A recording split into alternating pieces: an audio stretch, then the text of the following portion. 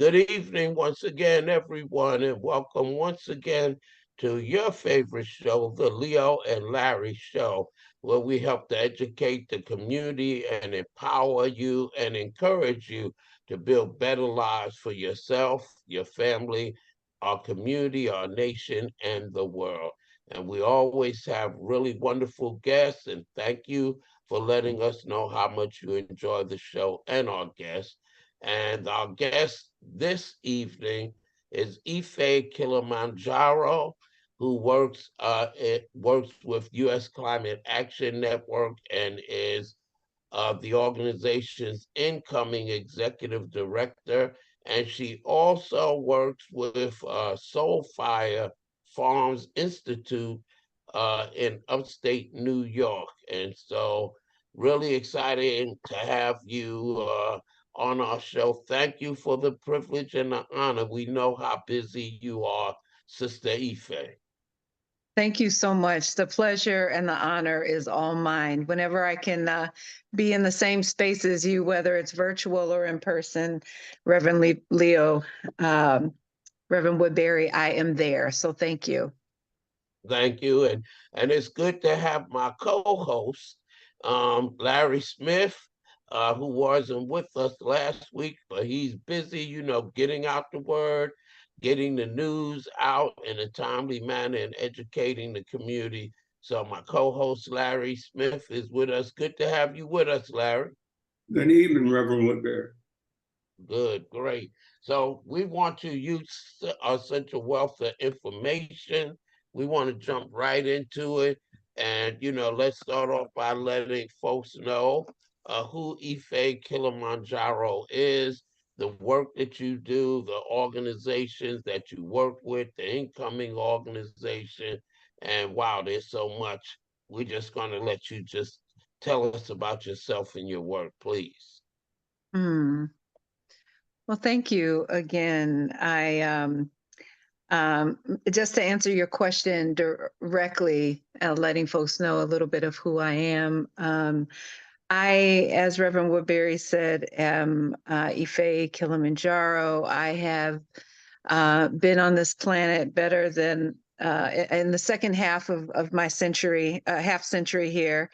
A mother to a couple of daughters, grandmother to a 12-year-old granddaughter, and someone who is humbly and with deep gratitude living on a few acres of land where I'm able to grow some food, raise some chickens, and breathe in some fresh air. So I feel really, really grateful to wake up each day having those kinds of relationships and being in this kind of space. As you mentioned, Reverend Woodbury, I am returning to USCAN after having been away for a couple of years, and returning in the role of executive director, which I'll officially and full-time be in that role in February. Right now, I'm doing some work behind the scenes with the interim executive director, Carrie Clayton, as well as the team and board and members and so forth. I have I'm incredibly grateful to be able to honor commitments that I've made to Soul Fire Farm as I'm wrapping up my time as co-executive director there. And the work that we do at Soul Fire Farm, there are many really wonderful programs that are underway right now. But what I'll share is that in essence, we're a farm, a local farm that is deeply committed to the area in which it is situated, and especially the relationships that are held with folks who live in apartheid impacted areas in Troy and Albany, upstate New York.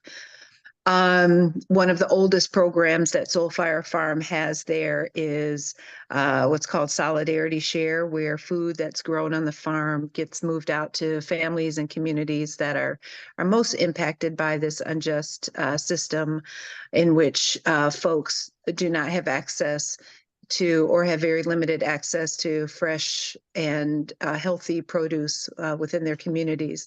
So Solidarity Shares is one of the oldest programs, and since that was seeded several years ago, a decade ago, other programs have been developed and implemented, and especially training of people of color to be farmers and land stewards within their own communities. And so currently farm and program season is underway. This week, folks are on the land learning how to grow food. And so just really excited to be a part of that. Excited to also be one of the co-founders of a formation called the Wind and the Warrior, which is a spirit movement space in which people who are activists, who are spiritualists, come together on land at annual gatherings to learn and to share practices, strategies, rituals for healing, for community care, for self-care, and for ancestral honoring and reverence. So we are preparing currently for a restart of our annual gathering this coming fall. And we're very fortunate to have received some support to seed the formation of an institute. So we're preparing to train a group of 7 folks on a variety of spiritual and wellness practices that can help in their own personal development and in the wellness and care for their communities.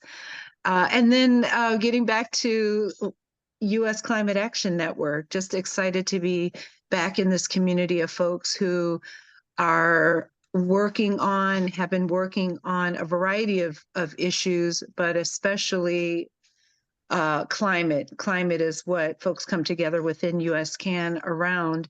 And to be able to be among folks who are courageously and consistently, very seriously working to address the climate crisis and helping to create opportunities for justice and care at all levels, and including those on the front lines of the climate crisis, climate emergency. I'm just grateful to be able to be here to support that work and stand alongside others who are doing that. So I guess in all of what I've said, if anything can be gleaned, as I'm thinking about it, what is really important to me is to help to create a world in which beings of all forms are valued, including humans and including our plant and tree relatives and so forth. And it is wellness and healing and spirituality. All of these sort of converge together within me and are reflected in the various things that I do. So I guess I'll just pause right there. Thank you for the invitation to share a little bit about myself. And yeah. That's just the tip of what you do, but you use the term and you equated it with our food system, and I've heard you use the term food apartheid before. So Mhm. can you give us a little bit more information about how Starfire Farms began? And you said it was in response to needs and things that people were saying in the community. And what is food apartheid? What is Mhm. that? Mhm. Food apartheid is a system of um, policy, a segregation redlining type system that limits access to healthy, fresh foods within communities. And historically, that has been Black communities and communities of color. And in other spaces, and I think in earlier times, folks would call it food. Oh goodness, what was the other name? Food deserts, food Food swamps. deserts. Right. So food deserts was a term that was used, but there's some problems with the term food desert.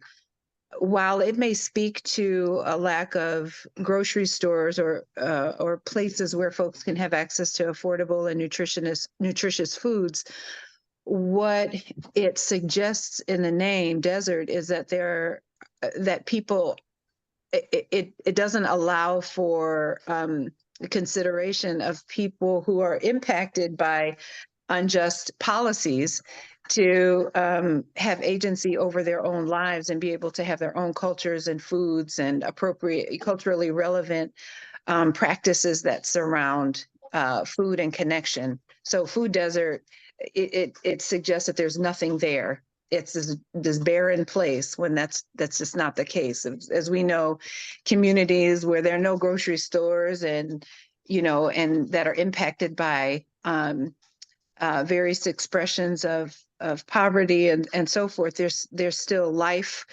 People are still creating, meeting needs in very creative ways, and are just doing so many things that are valuable and reflect the values that the communities hold. But what apartheid speaks to is systematic uh, practices where decisions are being made to say that these communities cannot where grocery stores and other kinds of hubs of business are not allowed to be in or not supported to be in certain communities, and again historically Black communities and communities of color, and but rather favorable economic conditions are given to businesses and grocery stores to be in communities that serve white families and communities or people of greater wealth and so forth. And so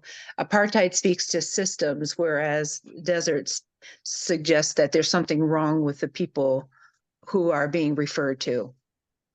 I like that term, Larry. I've never used that term, but I like that because it speaks to. We look at a lot of our communities, and you look at the zoning practices where you Mm-hmm. have these large swaths of land that are limited to single and multi-family residences and little commercial. And we see the same thing with where permits are allowed and industrial parks built for facilities that pollute. Thank you for that. Right. I've never thought of Exactly. that. Yeah. And like these are decisions that are consciously being made to where certain communities are considered expendable, or like it's okay to build this there or to not have this new school or recreation center or something else that could really benefit a community, to say that it can't be here, but we can put waste treatment plants here. We can put, uh, dumps and other things in Black communities and people of color communities. So yeah, these are processes that where the decisions are being made, not that it's something wrong with the people. And so somehow, we like Mhm, choose to be in these places. No, these are conscious decisions being made about zoning and siting and all of that. mhm. And The question, apartheid is the the. question I Oh, have, go ahead, Larry. Yeah. and I have is I recently saw in a news release where this U.S. Department of Agriculture is actually giving a major grant to South Carolina State University to fund these types of projects. Is that signal a change in direction by the federal government, or is that just a drop in the bucket? Uh, the federal government changes with each administration in many ways. So I would say probably a little bit, it could be a little bit of both. So because there is um, leadership, the president is more amenable and is trying to move resources through a variety of institutions to be able to address, like with the what is it, the Inflation Reduction Act, to try to get resources out. That's a great thing. So there's an administration in place that is moving that forward. That's good. What it means in the long run, I think, remains to be seen. And even if the next administration is favorable, it still is a drop in the bucket.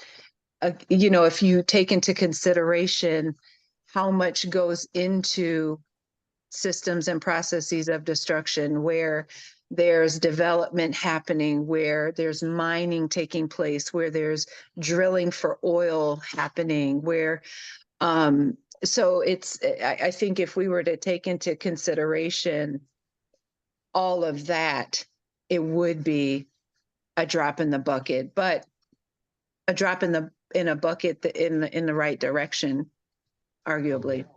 Well, here's the other question. We have athletes and entertainers and people in our community and people of color community who have substantial wealth. And they have a tendency, to only invest in what they consider safe practices or non-political practices. Has there been, or is there a program where you're working with those type of people to build these types of programs in the community? For instance, I have a niece that just inherited maybe 180 acres of land here in South Carolina, and she's renting it out to some farmer. And the thing about it is, are we in a position where we train people like her who have inherited wealth through land to be able to say, okay, let's develop this land ourselves? And I would think that all these celebrities who love us and who want to be a part of our community would join in an effort like yours, because an effort like yours, like you said, it's a nonpartisan issue, I think. And the other thing basically is it's an opportunity for us to do some grassroots and ground floor level work in our community. What do you think? Mm-hmm. I love that, what you just shared. And, there are people who come into wealth who are really trying to move resources of all different kinds to communities who are experiencing a variety of injustices, or who are on the front lines of climate and environmental and social justice battles. We're the groups that I work with, for example, US CAN has a re-granting program that prioritizes one of the new granting categories. Actually, it prioritizes leaders of color led organizations who are doing work in their communities. And so, that's one example where money is being redistributed and moved out to places that not only need it, but also are doing important work within their communities. There are also different folks of wealth that are being organized by groups like Solidaire Network, and as one example, and they're, politically educating people of wealth about the issues that folks on the front lines of environmental and climate injustices and social and racial injustices are experiencing, and then helping to advise them on where and how they can move their resources. there are people who inherit land, who've been able to do exactly what you just described, where they're now positioned to do something and offer something, share what they have with communities who are doing it. And while I can't think of off the top of my head folks who are helping to organize and redistribute that, what I can share is that there's um, a National Black Food and Justice Alliance is one really important group of Black-led organizations that and people who are land stewards and work on in land and agriculture. And so they're an important and valuable resource and is well connected, and so can have some of that information about, like where there are offerings where people are offering up or trying to match folks with land with folks who want to work on land so that they can be paired together. There are important groups like the Federation of Southern Cooperatives that's doing really, really important work, and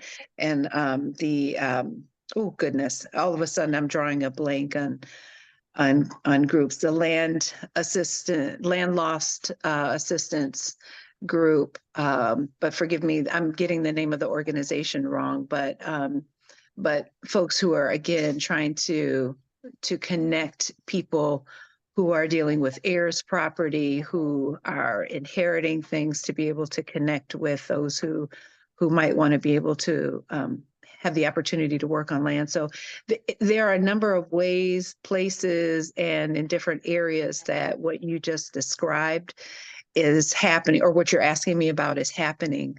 And these are just a couple of examples. Yes, I can help out a little bit. And there's a Donors of Color organization that's out, and we're seeing some folks. Like I know that Rihanna made a donation of $15 million to the Solutions Project that funds a lot of small organizations across the country. So, your point as to it's about educating these folks Mm-hmm. who have wealth That's about right. other places that they could put money. But I wanted to also lift up that when you talked about it, because you planted in my head that word apartheid, and the federal government, as you said, is doing some stuff with the Inflation Reduction Act, but a lot of this stuff actually is the purview under the purview of our city our city councils and our county councils who actually, decide what areas get zoned for what. So, and once those Mm-hmm. zonings take place, you'll see a lot of money go into recreational areas for recreation, for downtown revitalization.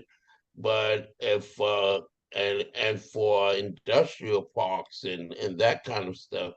But Yes. if they're also focusing on zoning in communities that need things like urban farms or more commercial development, then Larry, those would be places where people have great amounts of wealth, or a little extra money could put things in place. But I also want to ask you about the healing piece, because I believe that we have so many people who are hurting right now and in need of healing, Mm-hmm. particularly, dealing with racism and sexism and all of that.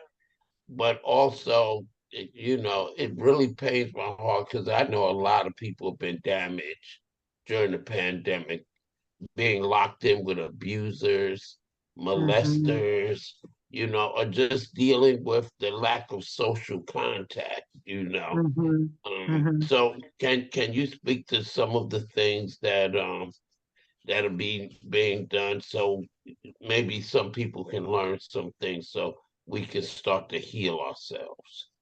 Mm.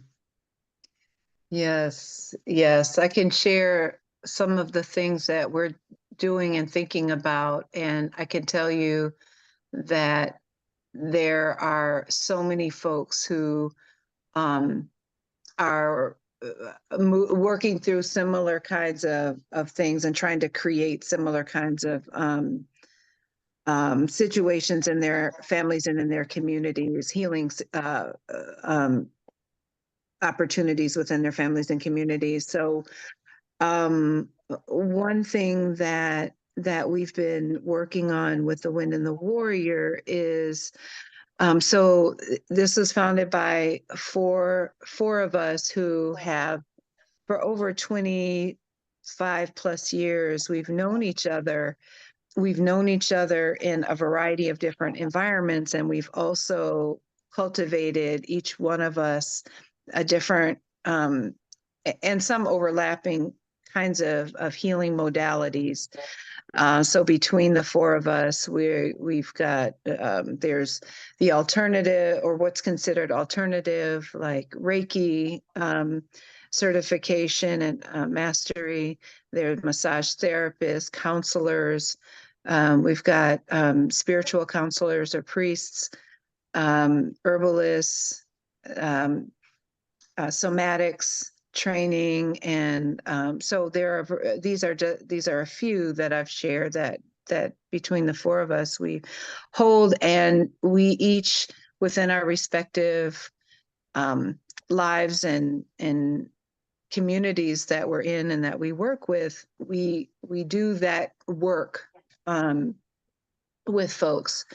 And what we've been able to do recently, what we've been working on is now develop a training program that will bring folks in and through what we're creating together, so that there can be like this newer crop of folks who've been through, like our training, our educational and learning process.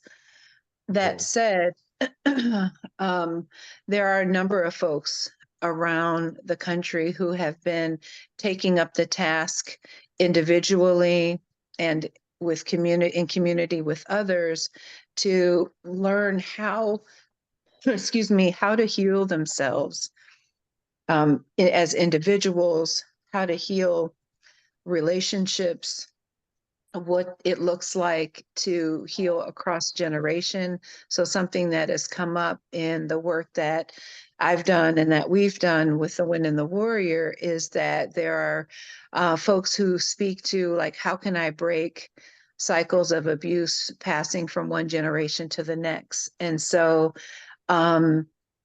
developing these ways for things to be released, for um, uh, uh, building the muscle of how to address situations in real time, so that the practices, then harmful practices, then don't get passed on to the next generation, because we're able to learn how to recognize what we're doing and how we're being in relationship with folks in our families, and consciously choose other ways of interacting so that we don't keep reproducing cycles of harm.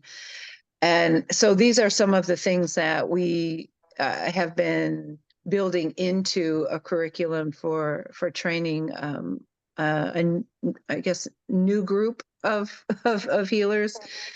And but yeah, I think what I'm finding as I'm talking with folks and have been working with folks, especially around a book that I recently released earlier this year on the exploration of purpose. So it's about, a discovery of purpose in life. And what I'm finding is that there are a lot of people who are in similar places right now. Like, I've been thinking about that too. Like, am I fulfilling my purpose in life? And one that involves my own, healing processes is what I'm hearing people, kind of say and speak to, this need for healing within themselves, families, and communities. So there's definitely been an increased call. There are a lot of folks who are trying to figure out what that means within their own lives, like without formal training. there are people who are really trying to set themselves up to have formal training by others, depending on what the issues are that they're trying to deal with. And it just seems like there's just a greater recognition that for us to be able to deal with all that we deal with in the world, that being whole and well is an important part of it. You know, being able to figure out how to have our cups filled, so that we can support others within their lives and in the things that they're dealing with. Yeah, so I guess I'm also speaking to another aspect of it, where the folks that I've been encountering, it's like, okay, how can I do this for myself? How can I be whole for myself? And then how can I help others to also be well as well? Okay, great. And can you share some specific things like I have to read your book and you because I at our church I've on Sunday I've probably done the last 5, 6 sermons have been on purpose, in Mm, one way or another. But share some things like, and I know Larry has some things that he does. I drink lavender tea to help relax. I meditate a mm, couple of times a day. I make sure that I take naps or use relaxation techniques so I don't burn myself out. But mm, what's some of the things you can share with our audience, little simple things like that that everybody can do. And then, mm, some of the things, the importance of people going to therapy or, mm, mm, just even physical self-care. Larry told me about somewhere to go, for just things like taking care of your feet or you know what I mean, getting massages and that kind of stuff. Can you speak a little bit more about the importance of those things and taking time out, you know, just to mm. self-reflect? Hmm. Absolutely. I also want to say, though, before I get into that, like you named so many examples that people can use to care for themselves. Um, there, you can get massage from another person, pay for that, or maybe do an exchange of some sort. You can massage yourself. You can give yourself a pedicure. You can go to someone else to do that. Like drinking some tea, meditating, pausing, deep breathing, exercising, swimming, going for a walk. There are so many different ways that folks can carve out space to pour back into yourself, um, pour back into themselves.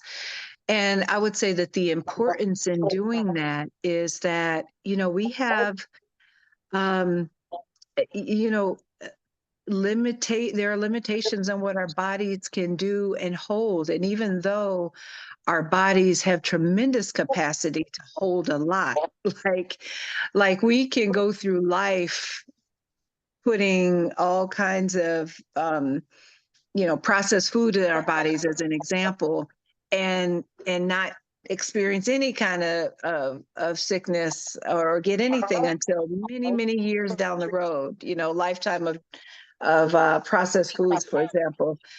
So our bodies have the capacity to hold a lot, and um in order for us to, I think, live as well as we can, it's important to think about, like, what are the things that we can do that pour energy back into us, that nourish us, that help us to walk tall with our head high, another day, to get through this day, to be able to face challenges with a level of courage that's needed, to be able to have enough energy to get through the day and deal with the different things that come up. So in by pouring into us, we give ourselves like that little bit of fuel that helps us get through really tough things. And even not so tough things. I mean, having that practice of self-care. I mean, our bodies, our minds, our spirits are ground zero for all other things in the world. And Mhm. so it's sort of like if our home is a mess, or if our home is not cared for, then it makes it a little bit more challenging to care for and others and to be out in the world doing the things that we do, whatever that is.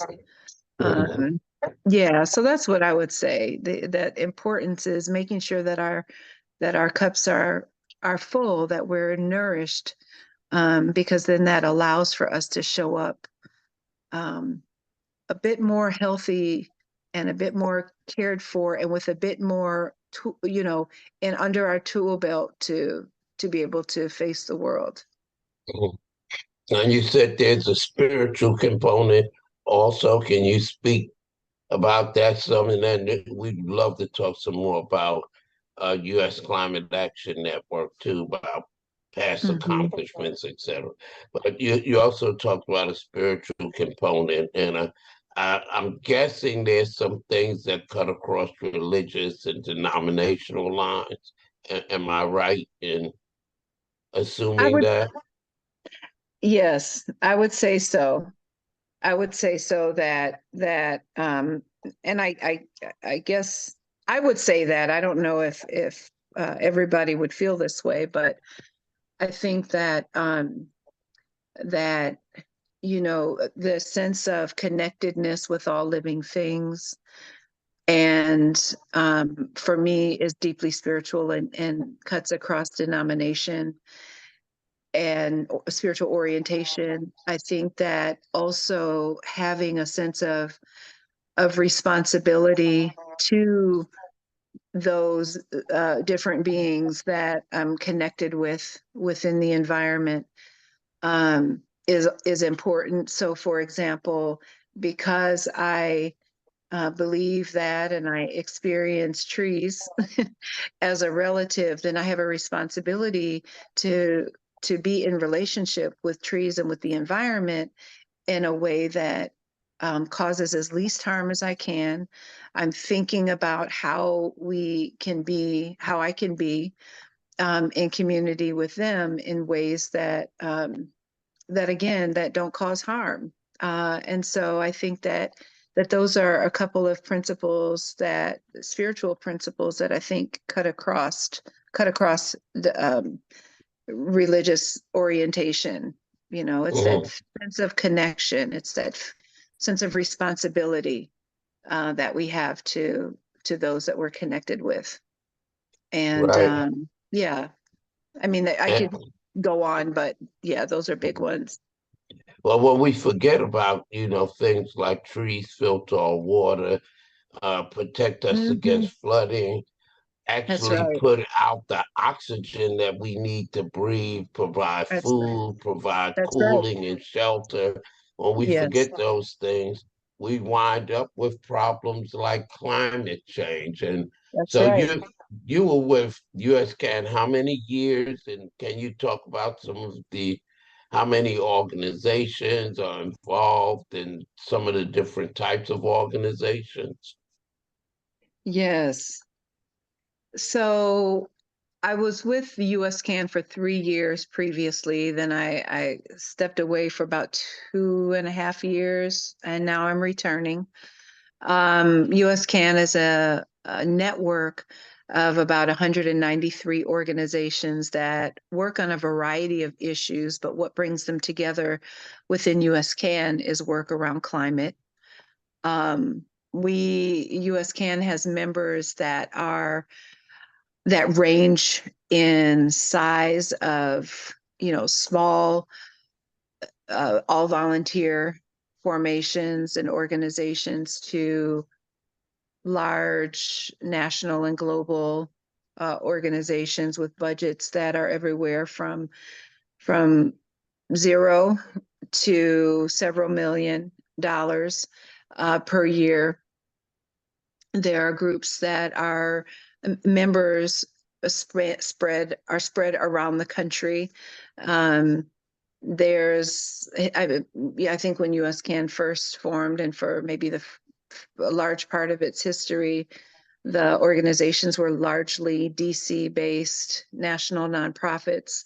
But under Kaya's leadership, a couple of years ago, who's a previous executive director, and a great deal of effort, the membership has expanded to include so many organizations led by people of color. And I have to say, Reverend Woodbury, I think you are a person who has done a lot to expand membership within USCAN through word of mouth, and just the way that you have that you have in the past and continue to connect with folks and help move people in the direction of things that can benefit them, that they may need but may not know it. And in the direction of greater connection. So just want to really appreciate your role in helping to build out USCAN through word of mouth. Yeah. So let me see what else we've got. We just recently we're in the midst of implementing a new strategic plan. The way that USCAN is organized is that we're a network of member organizations. And so members actually determine the kind of work that we take on, how we take that on, and then over what time period, because there's the determination too about the chunk of time, how long this strategic plan that we're currently implementing will be in effect. And right now, members have decided, well, this is a relatively short-term one, 2-year strategic plan, because 2 to 3 years, I should say, because it takes several months to actually get us to a place where we actually start implementing. But the members have called for USCAN to take on a campaign-like model. And what that means is right now, the member said we wanted USCAN to be a bit more external facing, want to see impact happening within the country on issues that members that are important to members. We put a call out for folks to propose campaigns that USCAN can take on. These campaigns are designed to be member-led. And so there were 3 groups of members that came together and proposed different campaigns. So right now we're in the midst of a voting process. By the end of this month, August, members will have voted and decided what campaigns to invest in. And so we'll move money to support the top 2 that get selected. And beginning in September, we're really launching this aspect of the strategic plan, this kind of new way of USCAN showing up in the world. And that's again with campaigns that are member-led. So that's something that's really exciting. It's new. We'll know more in a few weeks. And then we've also been working on justice, equity, diversity, inclusion work, like deepening what that actually looks like and what it means and what it feels like within a network as large as USCAN, and have also been developing trauma-informed approaches to working together. And so where we are in that work, so that the justice, equity, diversity, and inclusion work, which we abbreviated it to say JEDI. JEDI work has been going on for several years, but the questions that were coming up from members are like, okay, we've got a way of being able to assess how well we're doing around these issues with US CAN sponsored programs and meetings, events, and other things. What's our responsibility as a network, though, to have all of our members embody the values that are associated with justice, equity, diversity, and inclusion? What might systems of member-led accountability look like? So these are questions that a small group of USCAN members has taken on. They've developed a curriculum, a training module that they're ready to release in a couple of months. They've been developing accountability mechanisms so that this Jedi work that means so much to us as a network can be adopted by member organizations and incorporated to the extent that they're not already doing, so there are some member organizations that are already doing justice, equity, diversity, and inclusion work.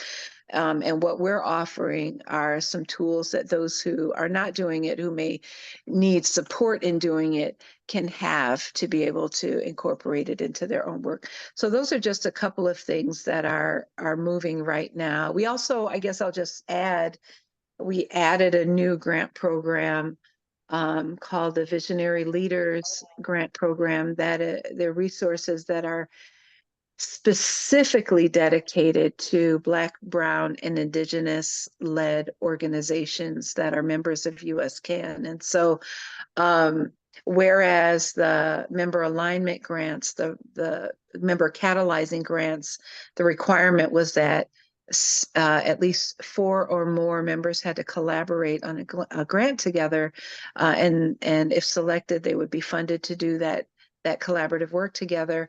Now, this new grant program is specifically dedicated to Black, Brown, and Indigenous-led organizations. So we're really glad that that is a new area for moving resources.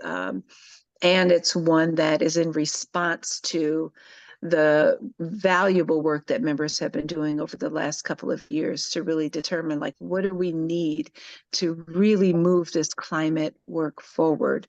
And it is that we need resources dedicated to those on the front lines who are doing the work to be able to have the resources they need to do it. Mhm.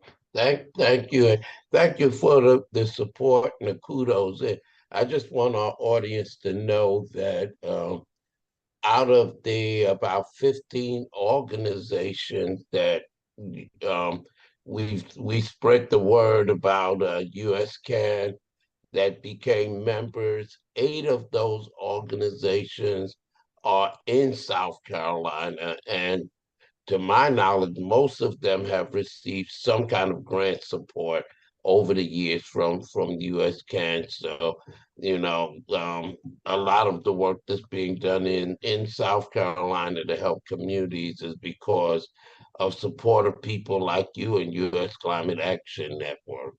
Um, yeah, and so we thank you for that. And some of those groups include the Sustaining Way up in Greenville, the Imani Group in Aiken, South Carolina, Kingdom Living Temple New.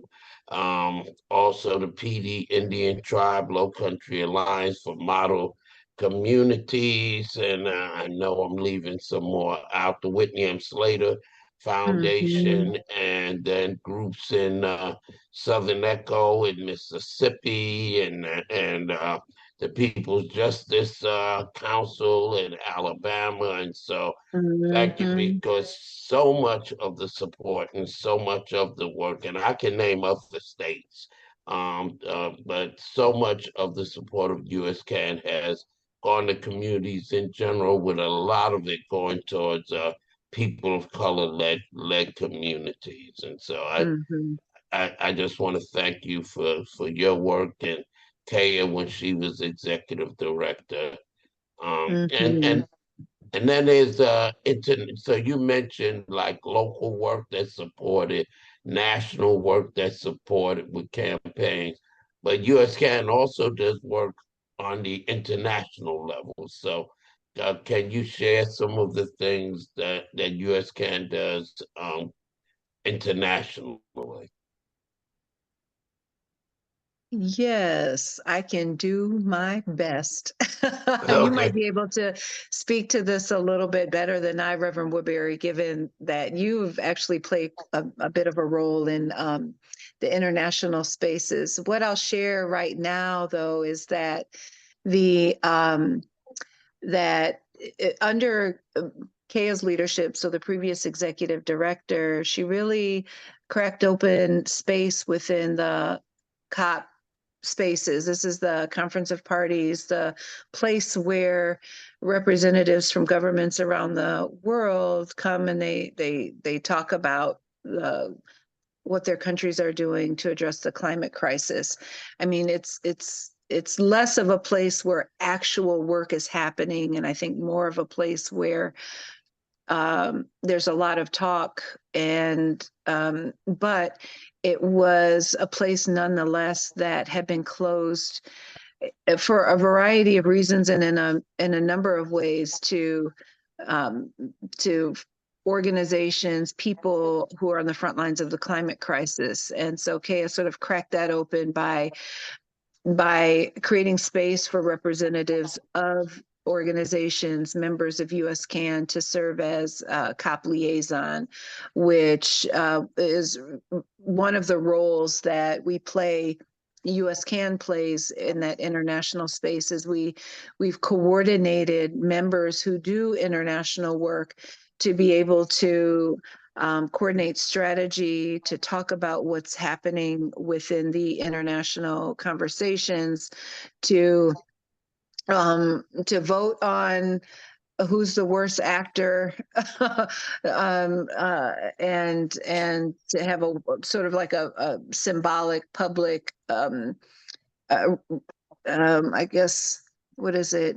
Smacking of the hand, or embarrassment around being a harmful actor around the climate crisis situation.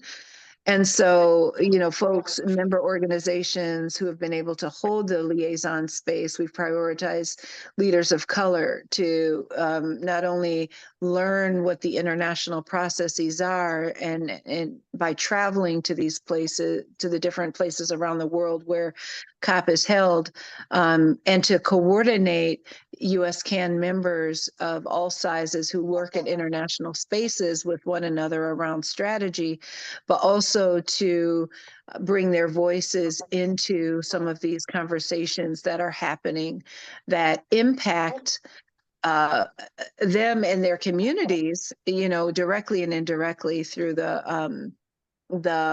practices of the U.S. government, and can be in contact and communication with other communities of the global South who are fighting similar kinds of oppression and oppressors. So yeah, so I think the big role that we've played in COP has been to convene USCAN members and to be able to share information, strategy at best, and then at worst to not, you know, um, create harm against one another in these global spaces. So I would say that's one thing. We've also kind of shown up a bit indirectly in other places like the intercessionals. Some of the COP liaisons, I think, have had a presence there and have helped to coordinate USCAN activity in the intercessional spaces. And these are sort of like the interim international conversations that happen like between COP, but where there's actual work happening, where there are edits taking place to the texts that are being developed in different countries and so forth. Let me just pause there and see, Reverend Woodbury, you've been in those spaces. You've actually, I believe, served as a COP liaison can you share if there's other aspects that can be discussed, or and maybe a little bit about what your understanding is? You did an excellent job. And the main Okay. thing I think people need to realize is that when USCAN members go, a lot of them are from small organizations as well as large organizations. And that means that the things that are happening in our communities on the ground level is actually being discussed at these United Nations gatherings, at these annual gatherings.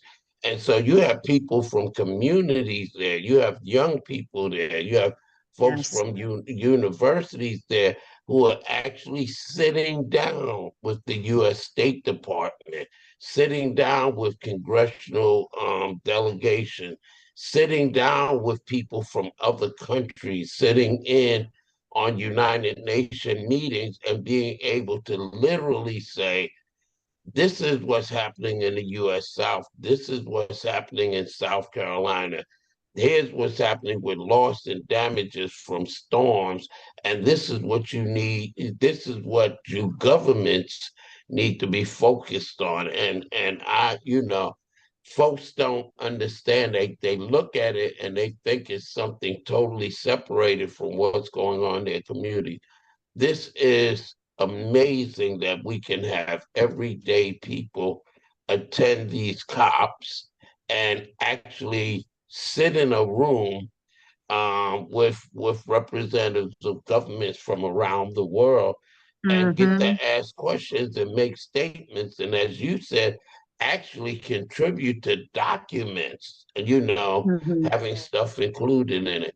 One thing that I've been pushing and I've been mentioning is that, and Larry, this is where I've had conversations with my co-host Larry Smith, that the media coverage and about what goes on at the COP is not getting into people of color newspapers.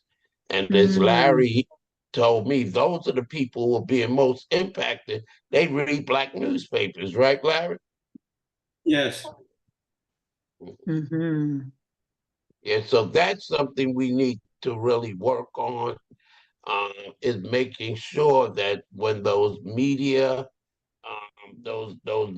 badges that go out so that media can attend these meetings, or for example, when press conferences are taking place and that kind of stuff, um, Mm-hmm. they need to go not just to the majority press, but they need to go to, what's the name of the body for Black newspapers, Larry? Um, they need to be going there. The National Newspaper Publishers Association, NNPA. Mm. Yeah. So that's something,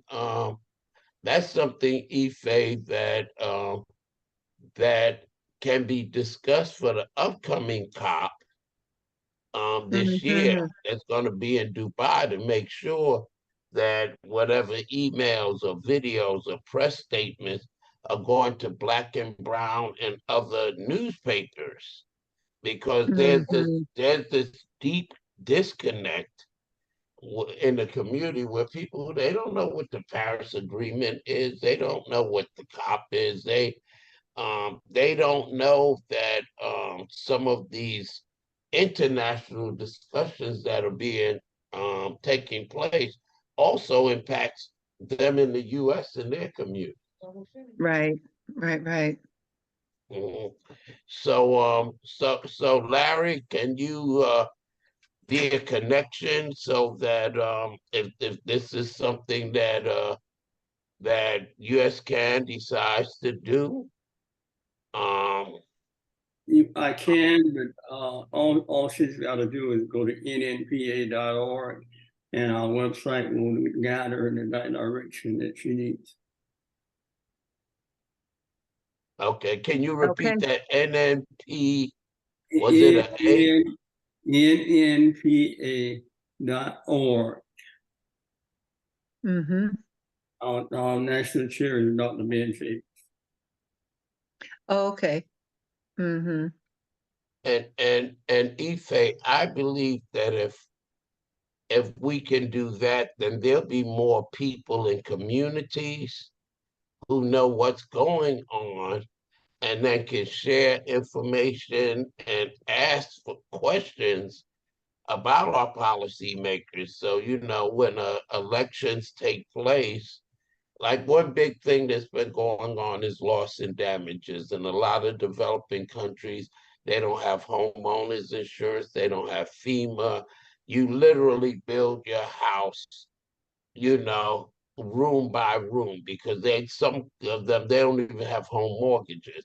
So when that hurricane, that tsunami, that wildfire comes, boom, Mm-hmm.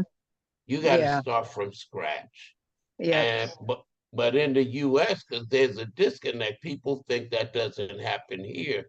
But I know we did a survey in Lower Marion County, and 58% of the people who had damages to their home, that damage wasn't covered by traditional insurance, and they had to pay out of their pocket to repair damages to their home, not once, but 3 times since 2015. So see, that's Mm-hmm. a connection where we Right. can support loss and damage in developing countries and loss and damage in the US.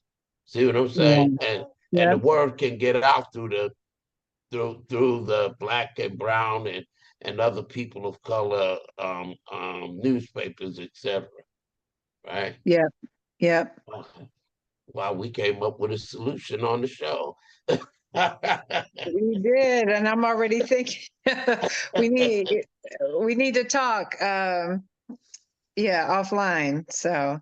Yes, yes, and we'll talk offline and see if we can, if not this year, then in subsequent in future years, make sure that people who represent Black, Brown, and other people of color newspapers, that they're getting media badges, because they don't even know that because you're a member of the media that you could get a badge. Thank you, Larry. Many years ago, the month before 9/11 happened, and I was in Durban, South Africa, I was able to do some writing for you because you were able to get a media badge for me.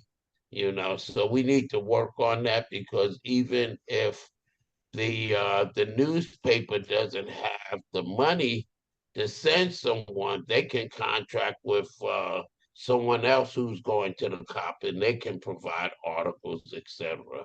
Oh, I need to stop. That they told me that we're coming to the end of the program, but so glad to have you and to let folks know regranting opportunities, and that US can is not something distant and separated from what's going on in South Carolina, but there's actually 8 community-based organizations that are members, that have received grants and have also attended the United Nations in Mhm. places. So we want folks not to look at this as something separate, but a way of us growing power from the grassroots up in our communities. So Mhm. having said that, and they're waving at me, Okay. can you tell folks how they can contact you and U.S. Climate Action Network? And then Larry and I will do the same. Yes. Well, thank you both again, Reverend Woodbury, Mr. Larry, for your for the invitation to be in this conversation with you. Just really appreciate it. And people can reach me at Kilimanjaro, Kilimanjaro, at usclimatenetwork.org, O-R-G.